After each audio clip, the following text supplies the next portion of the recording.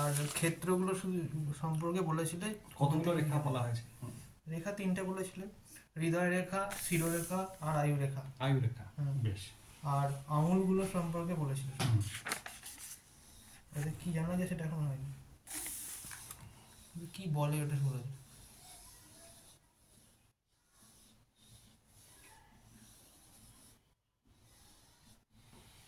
ঠিক আছে, আমরা 3টে রেখা মূলত জেনেছিলাম, প্রধান 3টে।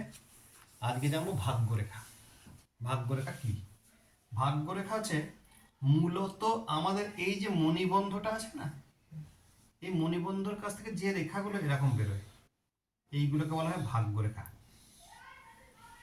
কারোর একটা থাকে, কারোর দুটো থাকতে পারে, মূলত একটাই থাকে। ঠিক আছে। এটা হুম, এটা হচ্ছে ভাগ্যরেখা। ভাগ্যরেখা কেন একে ভাগ্যরেখা বলবো, কি জন্য বলবো? ভাগ্যরেখা মানে হচ্ছে সে কিছু করুক বা না করুক, তার ভাত কাপড় জুটে যাওয়া। ভাগ্যরেখার ইয়ে হচ্ছে মানে সব থেকে যেটা অ্যাক্টিভিটি, সেটা হচ্ছে সে হয়তো কিছু করছে না বা কিছু করে না বা সেরমভাবে কিছু করে না, কিন্তু তার ভাত কাপড় যার যাবতীয় জিনিসপত্র সব জুটে যাবে। এটা যে ভাগ্যরেখার কাজ। ভাগ্যরেখা হচ্ছে দেওয়ার কাজ।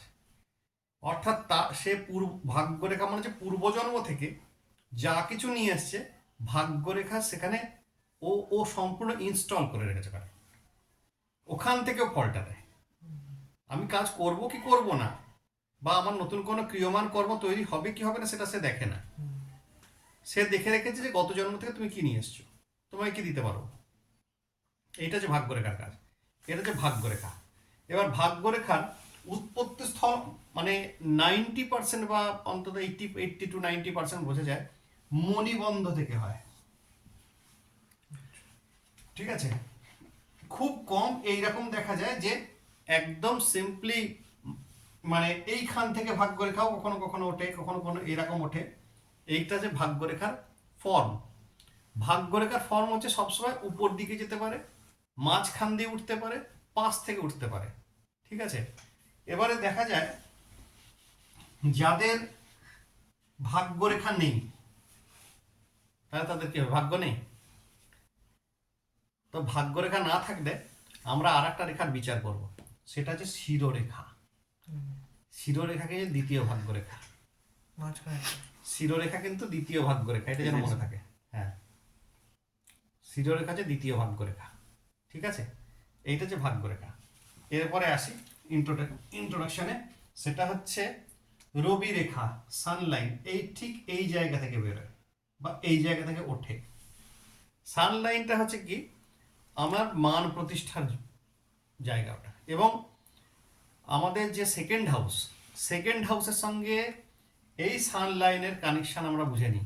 আমার সাস্টেনেন্স কিসে আসে, আমার প্রতিদিনের রোজগার, আমার যে দোকান বাজারে খরচাটা হয়, এইখান থেকে তার কিন্তু জাজমেন্ট হবে। সাস্টেন্স আমার লাইফে আমি কতটা চলবে, আমার ইলেকট্রিক বিল দিতে পারবো কিনা, এ কিন্তু ভাগ্যরেখা বলবে না। ভাগ্যরেখা বলতে পারে ঠিক আছে তুমি ইলেকট্রিক বিল দেবে, কিন্তু 5টা পাখা 10টা ফ্যান চলবে কিনা সেটা কিন্তু বলে না। এখানে কিন্তু ডিফারেন্স।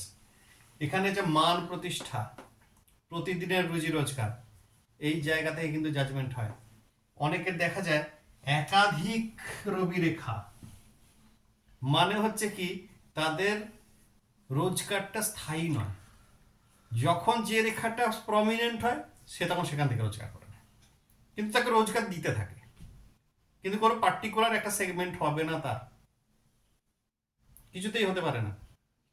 আর একাধিক রবি রেখা মানে হচ্ছে সে কখনো হয়তো ধান বিক্রি করেও রোজগার করতে পারে, কখনো হয়তো সে চামড়া জুতো বিক্রি করেও রোজগার করতে পারে, কখনো আবার টিচারও বনে যেতে পারে।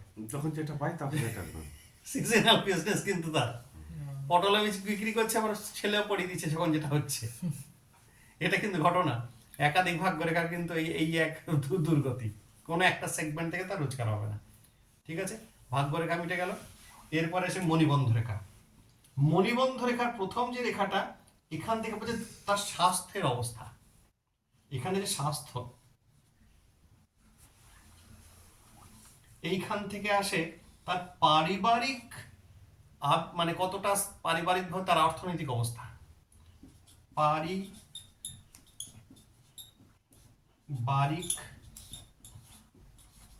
অবস্থা। তৃতীয়টা লোকের খুব কম হয়। তৃতীয় হচ্ছে আধ্যাত্মিক স্তর। এখান থেকে আধ্যাত্মিক বিচার হয়। ঠিক আছে। এরপরে আসি বুধ রেখা, অনেকে স্বাস্থ্য রেখা বলে, মানে স্বাস্থ্যের সঙ্গে কিছুটা কানেক্টেড হয়, যেহেতু মঙ্গলের সঙ্গে কানেক্টেড সেই কারণে বলা হয়।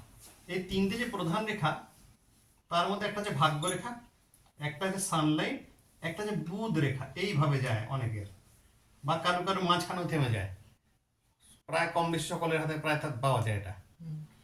বুধ রেখার কাজ হচ্ছে, এখানটা বোঝা যায় তার যে টাকাটা সে রোজগার করে আনছে, সে টাকাটা রোজগার কতটা করতে পারবে, সেই টাকাটা সেভিংসে রাখতে পারবে কিনা বা কাজে লাগবে কিনা, এই রেখাটা বলবে কিন্তু। যেটা রোজগার করে আনছে। হ্যাঁ, এই রেখাটা যদি ভাঙা হয়, তার টাকা কিন্তু লোকে খেয়ে নেবে। রোজগার সে করছে, মানে মজা অন্য লোকে লুটছে। এটা যেন মনে থাকে। এটা যদি ভাঙা হয়, ভাগ্য রেখাও যদি ভাঙা হয়, রোজগার সে করছে, টাকা পয়সা কিন্তু অন্য লোকে মেরে খাক, তার মাথায় হাত বুলিয়ে খাক, এটা কিন্তু হচ্ছে। এটা কিন্তু একদম সিগন্যাল। ভাঙা হলে আর উপর থেকে গিয়ে যদি স্টপ হয়ে যায়, তারপর থেকে অন্য জায়গায় আমি দেখবো, মানে সে একটা জায়গা থেকে রোজগার করছিল,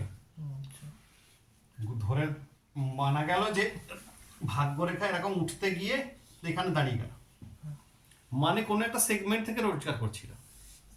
বললাম না একদিন কথা উঠলো যে হঠাৎ খুব ভালো পড়াচ্ছিল, 340, 300, 400 তার স্টুডেন্টের সংখ্যা নামতে আরম্ভ করলো, মানে ওই সেগমেন্টে তারা রোজগার নেই।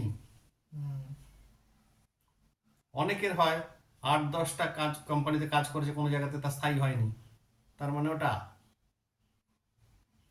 তাদেরই খুব বেশি দেখতে পাবি যাদের 8th হাউসে গন্ডগোল আছে, বা 8th হাউসের লর্ড কোনোভাবে 9th হাউসের লর্ডকে সে ধরেছে, পরিচালনা করছে, কনজাংশনে আছে, এক জায়গায় বসে আছে, তখন কিন্তু এই ধরনের হাত পাওয়া যায়। কোথায় অ্যাস্ট্রোলজার পামিস্ট্রি কোথায় এক হয়ে যায়, ওইখানকার সিগন্যাল এখানে ধরা হয়। এবং এটা কিন্তু 100 প্র্যাকটিক্যালি ধরা পড়ে এখানে। প্র্যাকটিক্যালে ধরা পড়ে, আচ্ছা, 100 কোন রকম মানে অন দ্য ক্যামেরা বলছি, এটা কিন্তু পাওয়া যায়। হাতে গন্ডগোলে জন্মছকের 8th লর্ড কোনোভাবে কিন্তু ম্যালিফিক অ্যাফ্লিক্টেড করে বাকি প্ল্যানেটগুলোকে, এটা যে ঘটনা। ঠিক আছে, এইগুলো মোটামুটি এটা হচ্ছে হাতের রেখা। এরপরে আসি আরো কয়েকটা বিশেষ রেখায়।